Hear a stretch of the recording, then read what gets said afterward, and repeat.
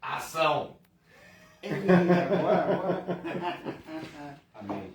Uma boa noite a todos vocês mais uma vez. Deus Aos que estão acompanhando, aos que vão acompanhar, estamos aí direto aí da página oficial do Facebook, Igreja Apostólica Comunidade da Paz. E mais adiante, talvez após a meia-noite, esse vídeo vai estar também lá no canal PR Wellington Apostólico no YouTube. Tenho compartilhado com vocês esses vídeos aí. O nome do canal está no nome da minha conta Google, mas é um canal que está aí para fortalecer, é uma extensão da Casa de Recuperação Conexão Paz.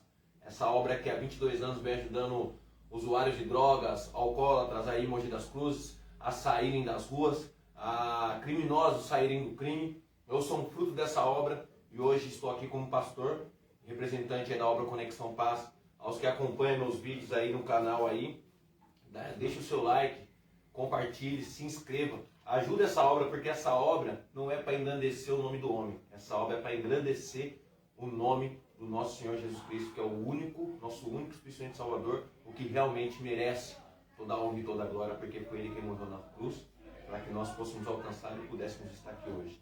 Amém? Vamos estar orando, vamos estar agradecendo a Deus por este momento, mais um estudo, né? Estudo parte 4, né? Parte 4. Vamos estar orando, agradecendo a Deus. Está faltando alguns meninos aí, mas em nome de Jesus, vamos estar orando pela vida deles também, que ainda não chegaram da rua.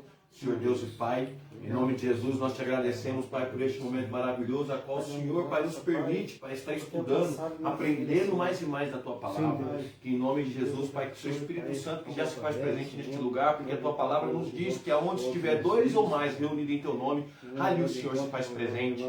Desça com a Tua presença nesta noite, Pai, venha abrir o esplendor do nosso conhecimento, venha nos dar sabedoria através do conhecimento, Pai, riquíssimo que é a Tua Palavra, Pai. Nos ensina a como viver neste mundo, nos ensina a como viver nessa terra dessa melhor forma, Pai, para que nós possamos alcançar a Ti no reino, Pai, a qual o Senhor tem nos prometido com a vida eterna. Em nome de Jesus, nós te agradecemos pelo sacrifício vivo que foi Jesus Cristo na cruz do Calvário, Pai, tornando possível a nossa entrada no reino dos céus. Que nós possamos fazer por onde, Pai, estar herdando este reino, porque somos chamados de filho, por intermédio de Jesus Cristo, somos cordeiros da Tua promessa, Pai. Então, em nome do Teu Filho amado Jesus Cristo, Pai, nós te agradecemos por este momento maravilhoso, Pai, por essa rica oportunidade, que o Senhor venha encher os nossos corações, que o Teu Espírito Santo venha nos convencer de todos os nossos erros, de todos os nossos pecados, nossas iniquidades, Pai, para que nós possamos, Pai, nos arrepender e ser, então, justificados pelo sangue de Jesus Cristo.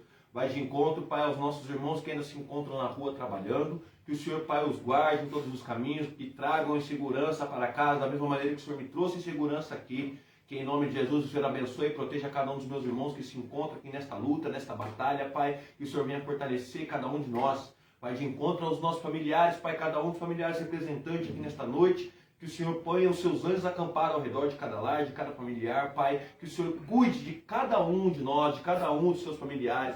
Abençoe e guarda cada um dos mantenedores desta obra. Vai de encontro a nossa nova parceira nesta luta aí, a missionária Thelma. Que em nome de Jesus, que ela venha conseguir também a estar nessa obra, porque é a vontade do coração dela. Que em nome de Jesus, mais e mais pessoas possam, assim como ela, Pai, entender e ver que essa obra não é do homem, que essa obra é Tua, Pai, que é para a Tua honra e para a Tua glória. Que nós nos reunimos aqui, em nome de Jesus, nós te agradecemos.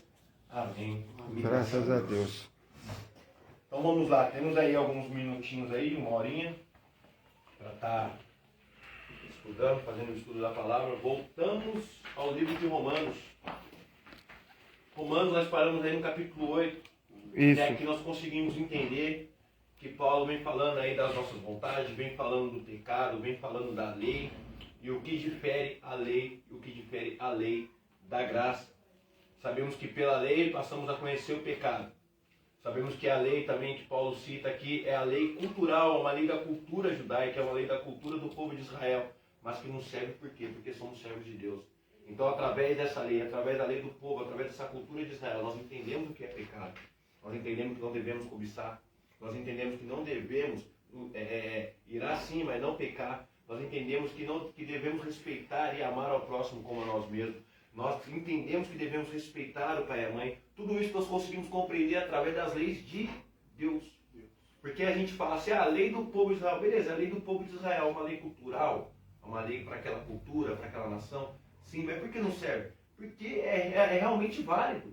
Né? Amar o teu próximo como a ti mesmo, a teu Deus acima de todas as coisas. Respeitar o pai e a mãe para que se vai bem, para que se prolongue os seus anos de vida na terra. Não cobiçar a mulher do próximo, contra a lascívia, contra a injúria, contra a prostituição. Então, a lei de Deus é contra todas essas coisas. Nós entendemos que essas coisas são erradas.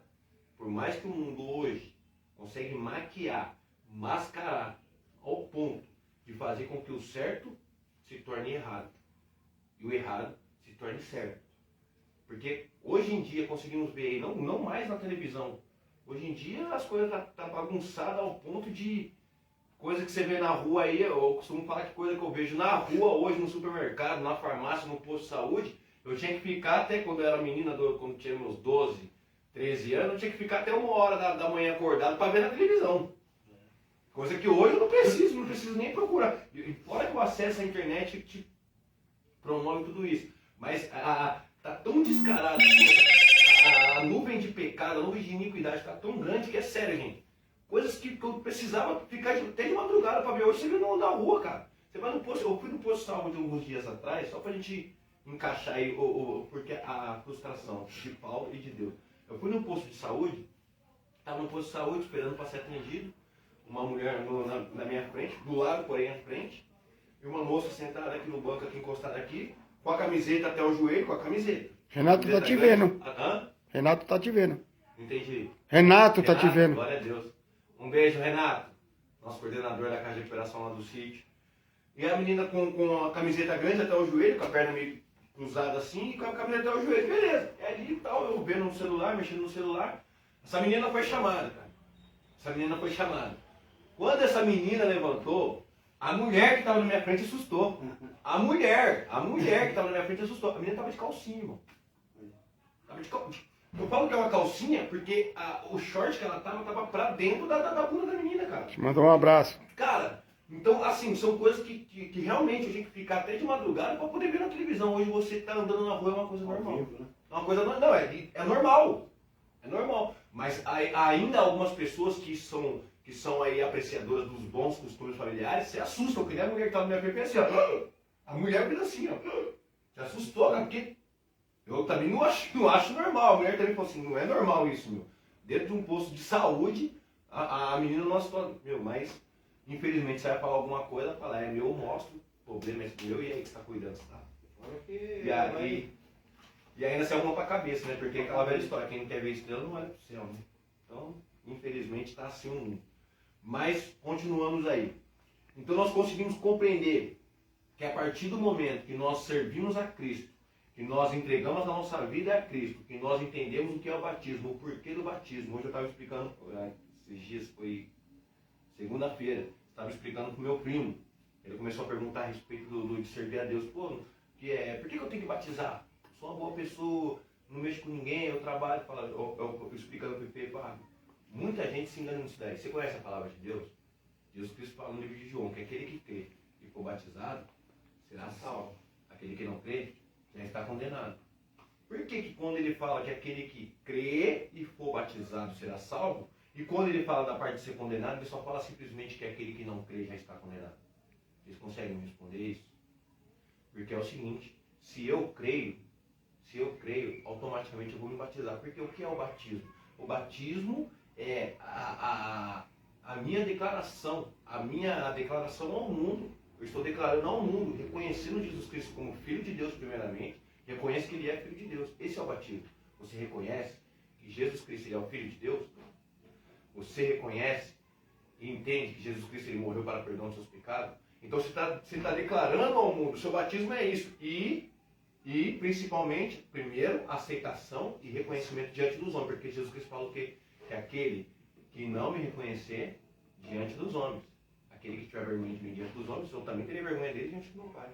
Então o batismo é isso, é você reconhecer, você declarar Jesus na sua vida para o resto do mundo. Você está aceitando, você está dizendo para o resto do mundo, eu sirvo a Cristo, Cristo é o Filho de Deus, Cristo morreu para perdão dos meus pecados. Você está reconhecendo isso e você está declarando para o mundo isso. Então diante dos homens, você está declarando quem Jesus Cristo é. Então, automaticamente ele te declarará diante do Pai.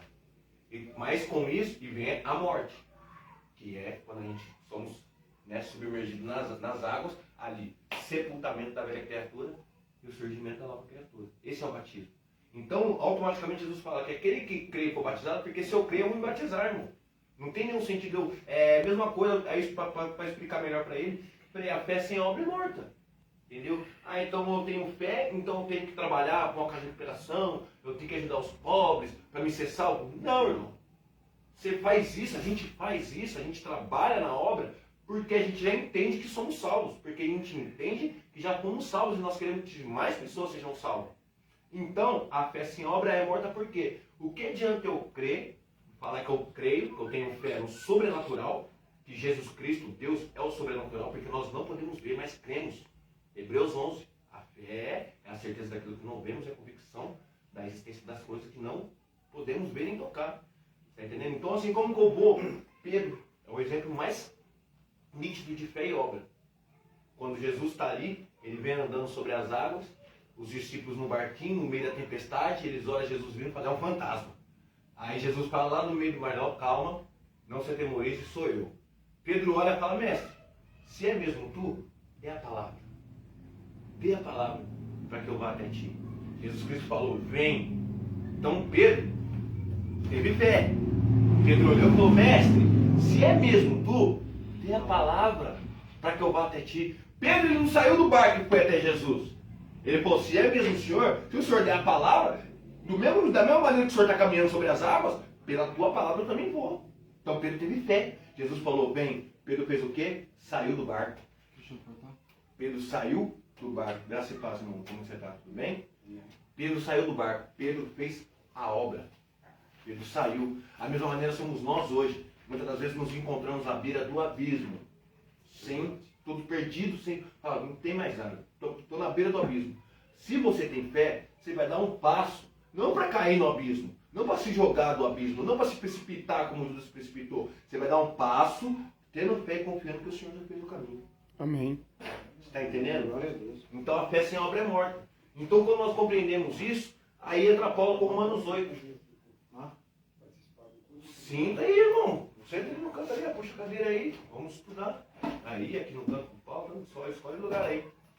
Então, quando conseguimos compreender isso, que quando nós morremos para o mundo, nós somos sepultados para o mundo, como ele fala no Romanos 6, que diremos, pois, porque veio a graça, que em Romanos 5 ele fala, Romanos 5, 20. Então, onde superabundou o pecado, superabundou a graça. Romanos 6 ele já começa dizendo, que diremos, pois, veremos no pecado para que a graça abunde? Não. Como viveremos no pecado se estamos mortos para ele? Não tem como. Aí em Romanos 8, Paulo começa assim, ó. Portanto, agora nenhuma condenação há para os que estão em Cristo Jesus, que não anda segundo a carne, mas segundo o Espírito. Qual capítulo que é? Romanos 8, 1. Tá, tô vendo aqui. Amém? Amém. Então assim, portanto, nenhuma condenação há. Por que a condenação? Condenação pelo pecado. Condenação pela transgressão. Éramos condenados, éramos cobrados pelo quem? Pelo tentador, pelo diabo. Então o diabo queria nossas almas por quê? Romanos 3. Romanos 3, 23. Todos pecaram, destituídos. Tá vendo como que a palavra de Deus ela não volta atrás? Você vai lá na frente e você volta lá atrás para explicar. Entendeu? A palavra de Deus ela é mais penetrante do que espada alguma de dois gumes. Então, você tá lá, a gente está aqui em 8 e já justificando lá, já entendendo que está dito lá em Romanos 3. Então, assim, nenhuma condenação há para os que estão em Cristo Jesus, que não anda mais segundo a carne, mas segundo o Espírito. Então a gente volta lá em Romanos 3, 23. Porque o inimigo queria as nossas almas. E o preço para que ele não tivesse poder sobre as nossas almas, óbvio e claro, nós temos que deixar isso bem claro. Porém, entretanto, mas livre-arbítrio. Está entendendo? Cristo não te obriga a morrer para o mundo. Deus não é carrasco. Só que ele te deixa bem claro as consequências disso tudo. Romanos 6, 23. Não como que Romanos 6, 23, porque o salário do pecado e o dom gratuito de Deus. Você está entendendo? Então assim, Deus ele não é carrasco. Deus ele não é um ditador. Não, Deus ele quer você livre para tomar suas decisões. Então Deus quer que você o adore, João. Você está entendendo? Que você o adore. Hã? Só que tem consequências. Então, O livre-arbítrio. você está entendendo? O livre-arbítrio é isso. Deus ele não quer te obrigar a adorá-lo. Eu sempre gosto de lembrar que Lúcifer, quando se revoltou, quando cresceu dentro do coração de Lúcifer o orgulho, que ele se revoltou contra o Altíssimo, que ele foi expulso do céu, ele não foi sozinho. Ele conseguiu convencer a terça parte dos anjos, irmão. Onde eu quero chegar nisso? Até os anjos têm um livre-arbítrio. Você está entendendo? Então, poxa, se os anjos que estavam lá na glória, irmão, lá no eterno, foram confundidos por Lúcifer, que agora é o meu tentador, Satanás, quem dirá nós, meros mortais, irmãos, presos nesse tabernáculo de carne, cheio de vontades mundanas? Entendeu? Volto lá em João 3, por isso é necessário nascer de novo. Tirar, arrancar essas coisas que foi imputada em nós, que foi colocada dentro de nós durante toda a nossa vida, durante todo o nosso crescimento, durante toda a nossa criação. Isso foi enraizado em nós. Desculpa. Portanto, nenhuma condenação há para os que estão em Cristo Jesus, que não andam segundo a carne, mas segundo o Espírito. Porque a lei do Espírito de vida em Cristo Jesus me livrou da lei do pecado e da morte. E da morte. Vou repetir. Porque a lei do Espírito de vida em Cristo Jesus me livrou da lei do pecado e da morte. Portanto, o que era impossível à lei, visto como estava enferma pela carne, Deus enviando seu Filho em semelhança de carne do pecado, pelo pecado, condenou o pecado na carne. Olha um trocadilho meio doido desse de Paulo, né? Vou repetir esse versículo 3 aí, ó. Porquanto o que era impossível à lei. Por que o que era impossível à lei? Porque a lei é santa. A lei foi dada por Deus. Era impossível o homem cumprir a lei. Então se tornou impossível pela lei o homem ser justificado. Porque o homem não conseguia seguir as leis. Então, portanto, o que era impossível à lei. O que era impossível, que era a lei veio para que nós fôssemos resgatados, para que nós fôssemos salvos, entre aspas. Mas foi principalmente para que aumentasse as ofensas. Porque se não aumentasse as ofensas, não viria graça. Não seria todos alcançados. Porque assim, Romanos 8,3. Já que ninguém conseguiu, vem um justo. O inimigo, o tentador, entenda, ele queria o sangue de um único justo. Amém? Veio Jesus. Aí, ó, visto como estava enferma, ó, portanto, que era impossível a lei, visto como estava enferma pelo quê? Por Deus? Pela o quê? Pela carne. Pela carne, irmão. A lei estava enferma, a lei ficou doente por causa da carne. A lei ficou doente por causa da carne. Deus enviando o seu Filho em semelhança de carne do pecado. A carne já era pecado, a carne já é pecado. Porque a carne é a vontade, é a concupiscência. Em semelhança de carne do pecado, pelo pecado, condenou o pecado. Você está entendendo? Então assim, Jesus Cristo ele veio 100% homem e 100% Deus. Foi irrevogável. O sacrifício dele foi irrevogável. Porque todas as vontades ele teve. Ele poderia ter tido mulheres, ele poderia ter sido dado ao vinho, ele poderia não ter tomado do cálice, entendeu? Não querer se apartar de Deus, ele poderia não querer ter morrido, ele poderia ter aceitado riquezas. Ele veio na carne, irmão. Ele veio na carne do pecado. A carne é o veneno da lei. Não que a lei é errada, a carne é o veneno da lei. Porque a lei é perfeita. Não pode roubar, não pode cobiçar a cordeirinha do próximo, não matarás, aí já entra os... Mas ele veio na carne para cumprir Para cumprir a lei. de Deus. Exatamente, ele veio para cumprir a lei. Então, em Jesus Cristo termina a lei. Em Jesus Cristo se cumpre, na verdade, a lei. Em Jesus Cristo se cumpre a lei. Foi o único que conseguiu cumprir todas. Sem pecado. Então, o sacrifício dele é irrevogável. Não teve outro que cumpriu. O sacrifício dele é irrevogável. Se o inimigo queria o sangue de um justo, então toma o sangue de um justo. Verdade. Entendeu? Versículo 4. Para que a justiça da lei se cumprisse em nós, que não andamos segundo a carne, mas segundo o Espírito. Porque os que são segundo a carne inclinam-se para as coisas da Carne. mas os que são segundo o Espírito para as coisas do Espírito. Porque a inclinação da carne é Morrer. morte. Mas a inclinação do Espírito é A vida é paz. Está entendendo? Portanto, a inclinação da carne é inimizade contra Deus. pois não é sujeita à lei de Deus, nem em verdade o pode ser. Portanto, os que estão na carne não podem agradar a Deus. Vós, porém, não estáis na carne, ô glória, mas no Espírito. Se é que o Espírito de Deus, ó, se é, olha, isso é forte, gente. Ó, versículo 9. Vós, porém, não estáis na carne, mas no Espírito. Olha o que Paulo deixa bem claro. Se é que o Espírito de Deus habita em vós. Mas se alguém não tem o Espírito de Cristo, esse tal... Jesus deixou o Espírito Santo. Jesus falou, eu vos deixarei o Consolador. Paulo está dizendo aqui que não é todos que têm, não, irmão. Não é todos que têm o Espírito, não. Só os que buscam. Você está entendendo? Ele é educado, irmão. Você faz com que seja possível o Espírito Santo te habitar. Ah, não, eu tenho o Espírito Santo. Você tem? Paulo está dizendo o contrário aqui, irmão. Então a Bíblia não mente, que a Bíblia é a palavra de Deus, não sou eu que estou dizendo. Se é, olha só, bem claro, vós, porém, não está na carne, mas no Espírito. Se é que o Espírito de Deus habita em vós.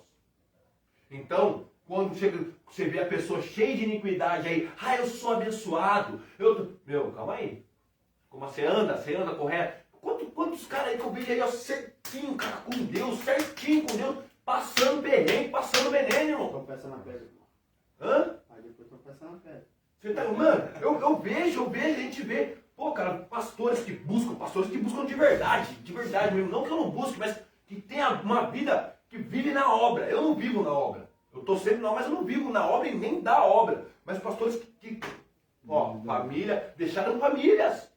Deixou a família para fazer a obra, fazer missões e vive. Meu, vai ver os pastores que vai para África lá, para lugares parecidos com a África e em outros países. Veja os caras para saber, irmão. Os caras vivem pela fé. Vivem pela fé, irmão. Os caras não vivem em mansão, entendeu? Eu vou falar uma coisa, cara. Às vezes me dá revolta. Porque as pessoas continuam mascarando o evangelho. Mascarando, maquiando, deixando agradável aos olhos. Mas Tiago fala a respeito disso, gente. Os olhos, a concupiscência da carne. Então as pessoas hoje, muitos estão maquiando o evangelho de uma maneira atrativa. Para quê? Transformando igrejas em verdadeiras fábricas de lucro. Em empresas. Está entendendo? Ou eu estou falando alguma loucura aqui? Não. Então as pessoas estão maquiando, estão fazendo com que o evangelho se torne de veras maquiado, de uma maneira mais atrativa, de uma maneira mais fácil de se encaixar, para que os seus dízimos e oferta fiquem lá. Meu querido, para os que vão assistir aí, entenda, o seu dinheiro não compra lugar no céu não, tá? O seu dinheiro não compra pedacinho no céu, não acha que seu dízimo e oferta é para comprar propriedade no céu, não. Não é para comprar propriedade celestial, não. Aquilo que você faz na terra, meu irmão, com o teu corpo, o que você faz na terra com as tuas obras, irmão, é que vai ditar o teu amanhã em Cristo, tá? Não pense que eu sou dizimista, sou ofertante, mas maltrato o mendigo. Eu sou dizimista, sou ofertante, mas não dá bola para o usuário de droga. Eu sou dizimista, ofertante, dane-se a família daquele que está enfermo. Meu querido, você não vai entrar no céu não, tá? Começa a prestar atenção na palavra de Deus e deixe de lado o evangelho da prosperidade, o evangelho mascarado da riqueza, o evangelho mascarado da Ferrari do sobrado, tá, meu querido? E comece a viver a palavra. Começa a servir a Deus com suas atitudes, com o teu corpo, tá? Começar daí, tá? Porque seu dinheiro não compra terreno no céu, não. Amém, igreja? Amém. Então, as pessoas... Aí é onde a gente vê, cara, será que é o Espírito de Deus mesmo? Não. Porque Paulo me fala, se é que o Espírito Santo habita em vós. Continuando. 10. E se Cristo está em vós, o corpo na verdade está... Ó, a palavra de Deus ela é batata, irmãos, tá vendo? Se o Cristo está em vós, o corpo na verdade está morto por causa do Pecado. mas o Espírito vive por causa da Justiça. oh, glória. E se o Espírito daquele que dos mortos ressuscitou a Jesus habita em vós, aquele que dos mortos ressuscitou a Cristo também vivificará os vossos corpos mortais pelo seu Espírito que em vós Habita. de maneira que, irmãos, somos devedores, não a carne, para viver segundo a carne. Olha isso, hein? Somos devedores, não a carne, para viver segundo a carne.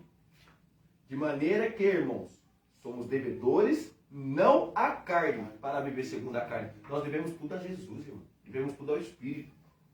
Porque se viverdes segundo a carne, morrereis. Mas se pelo Espírito mortificardes as obras do corpo, vivereis. O que é mortificar as obras do corpo? Mortificar as obras do corpo. Mortificar-de as obras do corpo, vivereis. Negar sua própria vontade. Negar sua própria vontade. Mortificar, porque Paulo fala lá atrás, no capítulo 7, irmão, que os nossos membros diz para quem nós servimos. Se servimos a carne, servimos os nossos membros, nosso corpo está servindo ao pecado. Se ao Espírito, ao Espírito. Entendeu? Então, quando a gente faz com o nosso corpo aquilo que agrada a carne, que anima a vontade da minha carne, eu estou automaticamente servindo como. Mas se eu mato a minha vontade, jejum. Jejum é para trabalhar isso daí. Jejum é para trabalhar isso daí. O seu controle sobre o seu corpo, irmão. O controle sobre o seu corpo. Suas vontades. Você está entendendo? Poxa, quando a gente faz sério, quando a gente se empenha, meu, nós que somos aí, ó, ex-usuários de droga, fala pra mim que foi fácil isso aí. Hoje, pra mim, tá mamão com açúcar. Hoje, porque eu não preciso mais lutar, porque eu fui liberto. Hoje eu não preciso lutar contra a vontade de beber. Hoje eu não preciso lutar contra a vontade de fumar um cigarro. Hoje eu não preciso lutar contra a vontade de usar um crack. Isso é viver na graça. Eu não preciso mais lutar, porque eu já lutei essa luta. Essa luta eu já lutei. Cristo me ajudou a vencer. Então assim, só que ainda eu tenho mais lutas. Eu tenho outras batalhas. Eu tenho outras coisas. Poxa, eu não consigo ficar 1 minuto sem beber água. Pô, mas água não é essencial para a vida? Não, mas eu bebo demasiadamente água. Pô, mas você não consegue ficar sem beber água? Irmão, é minha dificuldade. E aí, quer uma água? É minha dificuldade. Então você tem uma dificuldade, ele tem uma dificuldade, ele tem uma dificuldade, ele tem uma dificuldade, da mesma maneira que eu, não difere, só porque eu sou aqui um pregador do Evangelho, que nós estudamos, que eu passo estudo, não difere, eu também tenho minhas dificuldades. Isso não justifica nós pecarmos. Não justifica. Não usemos isso como justificativa. Como eu sempre falo aqui, Senhor, você sabe, sou humano. Jesus Cristo também era humano, irmão. Mas Jesus Cristo era filho de Deus. Mas aí, foi tentado igualmente, irmão. Ele veio num corpo corruptível que não se rendeu à corrupção. Você está entendendo? Então, assim, a gente não pode fugir do compromisso. Nós temos, sim, as nossas dificuldades e é contra ela que nós lutamos. Mortificar-lhes a carne. É essas lutas que nos tornam diferentes do restante do mundo, gente. É essas lutas, essas batalhas que nos tornam diferentes, que nos tornam separados. Pastor, sim. Quando você passa assim na frente de um bar, né? Você vê uma pessoa tomando uma cerveja gelada, alguma coisa. O que você sente hoje? Primeiro, eu não preciso nem ir em bar. Não, você passa na frente. Não, eu não preciso nem passar em frente, na frente de casa. Eu saio no portão de casa e os caras estão com corotinho. Os caras estão do outro lado. Então, como é que você sente hoje? Nada. Pelo contrário, até sinto. Desculpe cortar, mas até sinto. Eu sinto dor. Não por mim, por eles, cara. Porque eu sei que não é fácil. Eu sei que não é fácil. Eu sei o que eu sofri com aquilo. Eu tava conversando com quem? Acho que foi com você, né? Que hoje em dia, você perguntou isso, eu já tentei me imaginar tomando de novo um copo de cachaça ou virando um barrilzinho no bico. Eu já tentei fazer isso várias vezes. Me imaginar virando um corotinho. Agora que eu falei, tá tentando isso entrar na minha mente. Eu virando um corotinho ou um copo de cachaça que esteja na boca. Antes que eu consiga me ver virando isso no meu pensamento, isso, hein? Olha como que Deus é, irmão. Isso no meu pensamento. Eu consigo ver o sofrimento que eu tive. Antes de eu conseguir, então, ou seja, eu não consigo realizar essa imagem na minha cabeça de eu virando um corotinho ou um copo de pinga. Eu não consigo realizar essa imagem no meu pensamento. Porque antes que eu consiga imaginar, eu começo a ver todo o meu sofrimento, o sofrimento da minha mãe, o sofrimento da minha esposa, o sofrimento dos meus filhos pedindo bolacha, eu tendo R$2 no bolso, eu comprar um corote. Meus filhos pedindo miojo, eu tendo R$4 no bolso, comprar 2 corote. Eu vejo tudo isso antes de eu conseguir imaginar eu virando um copo de pinga. Eu consigo ver a humilhação. Antes de eu me ver dando um trago no cigarro, eu consigo ver a humilhação dos meus vizinhos. A humilhação. Você fuma? Fumo, então compra. Tudo isso que faz a pessoa... Você está entendendo? Então libertação é isso, irmão. Libertação é isso, Pacheco. Libertação é isso, Mateus. Libertação é isso, Paulo. Você conseguir Avaliar a situação como um todo. Antes de você se ver, se imaginar novamente engodado naquilo, naquele vício, naquela coisa que te prejudicou, você vê o prejuízo que você tomou. E você automaticamente, meu querido, você é louco. Nem dá pra imaginar. Você tá entendendo? Por isso que eu falo para as pessoas hoje, as pessoas que vêm conversar comigo, falam, poxa, você parou mesmo, né? Eu falo, eu não parei. Parar é um estado, gente, entendo. Eu vou no supermercado, encontrei um amigo no caminho, eu paro, cumprimento, converso. Eu ainda estou indo no mercado. Eu tenho um alvo, eu tenho um destino, estou indo no mercado. Com Cristo tem que ser a mesma coisa. Entendeu? Então assim, não estou dizendo que você deve parar no caminho de Cristo. Não, você tem um alvo. Então não importa o que acontecer no meio do caminho, você não vai desistir, porque seu alvo é Cristo. E com as drogas não parar é isso, com droga, com álcool. Ah, eu parei, você parou, irmão? Então toma cuidado com o seu parou. Porque se você parou, você pode voltar a andar. Você pode voltar a fazer, porque você só parou. É a mesma coisa, estou indo no supermercado, eu vou ali na farmácia. Você encontrou um amigo, uma amiga, um irmão, um vizinho, não interessa. Você parou, você deu atenção, conversou, mas você ainda está indo. Então não importa o momento, não importa a hora, você vai continuar aí. Você vai lá. Então quando as pessoas perguntam para mim, você parou? Eu falo, não parei, eu fui liberto. Parar é um estado. Eu não vou voltar. Então não parei, eu estou liberto. E com as pessoas que usam, seja o crack, porque eu usei tudo isso. Crack, cocaína, cheirei cola, cheirei tiner, bebi etanol. Então eu vejo as pessoas hoje nesses vícios e eu falo a sinceridade do meu coração para elas, assim, eu não sinto pena, eu não sinto dó de você. Pena, dó, a gente tem um bicho chutado na esquina, um cachorro, um gato que foi atropelado. Ai, que peninha. A gente até riu aquele dia e tal. Mas não é?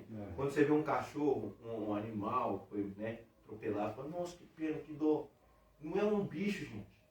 Não é um animalzinho que está ferido no meio numa esquina, jogado numa calçada, não. Se olha naquela calçada, você está vendo um ser humano, irmão. Era você, era eu. Eu sinto a dor. Porque era eu. Quando eu vejo, é automático, Paulo. Eu sinto a dor, irmão. Da mesma maneira que eu consigo visualizar, antes de eu visualizar o bebendo, fumando, usando droga, eu consigo visualizar o meu sofrimento. Quando eu vejo uma pessoa no mesmo estado que eu estava, eu consigo sentir a dor, irmão. Porque eu sei a dor que é, o sofrimento que é. Tá entendendo? Uhum. Glória a Deus. Aleluia. 14? 14 não, né? Sim, 14. Porque todos os que são guiados pelo Espírito de Deus, esses são filhos de Deus. Porque não recebeste o espírito da escravidão. Olha o que eu estava falando de que Deus ele não aprisiona. Porque não recebeste o espírito de escravidão para outra vez estares em temor, mas recebeste o espírito de adoção de filhos, pelo qual chamamos Abba Pai. O mesmo Espírito testifica com o nosso espírito que somos filhos de Deus. E se nós somos filhos, somos logo herdeiros. Também herdeiros de Deus. E co-herdeiros de Deus. E se é certo que com ele padecemos, para que também com ele sejamos Glorificados. Glória a Deus. as primícias do Espírito Santo, esperança, intercessão e eleição. Como está a sua tradução aí, ó? O sofrimento do presente e as glórias do porvir. Glória a Deus. Porque para mim, tenho por certo que as aflições deste tempo... Isso é forte, esse versículo aí. Esse versículo é forte. Hein? Quando vocês pensarem na dor, quando vocês pensarem no sofrimento, pensa nesse versículo aqui, ó, Romanos 8:18. Porque para mim, tenho por certo, é uma certeza, que as aflições deste tempo presente não são para